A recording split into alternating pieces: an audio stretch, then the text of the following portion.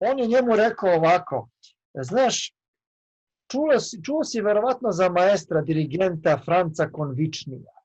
Da, znam. On je mogao da zapamti nešto što gotovo niko nije mogao da zapamti. Recimo, on je znao da kompletne partiture Wagnerovih kompletnih opera drži u glavi. To je nemoguće. To je samo Mitropulos mogao, čak ni Toscanini to nije mogao. I taj Konvični. To je bio jedan genije i onda je pitao Nedeljko, kaže, kakav li je to mozak? To i meni ne može ni da mi bude jasno, da shvatim. A ovaj patolog njemu kaže, pa znam kakav je imao mozak, bacio sam ga u kofu. Ti si Konvičnije mozak bacio u kofu. Da, kaže. On je bio odseo u hotelu Majestic posle jednog snimanja na Kolarcu, pozlilo mu je i on je zaista preminuo i umro čovjek u Beogradu. Kaže, znaš, te večeri ja sam bio dežuran.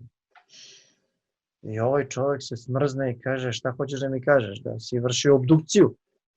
Pa kaže, da. Pa i, kaže, kakav je mozak? Kaže, isti koji bilo kog čovjeka. To vam govorim u smislu da shvatite da materija ne nosi ništa što je duhovno. Samim tim ni informaciju. Jer materija je proizvod informacije. Kao i u snu. U snu vi imate sve materijalno i sve osjećate materijalno. Imate žive ljude, imate zgrade, imate kuće. To je sve materijalno, tako? Isto kao i ovo ovdje. Ali to je podatak u snu. To je samo informacija. Samo da ispričam na brzinu, znate šta, Louis Pasteur, to je, kao što znate, čovek koji je pronašao vakcinu protiv besnila i tako dalje. U njegovo vreme, kad neko slavan umre, onda se taj mozak stavi u formalin i to se onda proučava da se vide razlike, težina, oblik vijuga, sive mase i šta zna.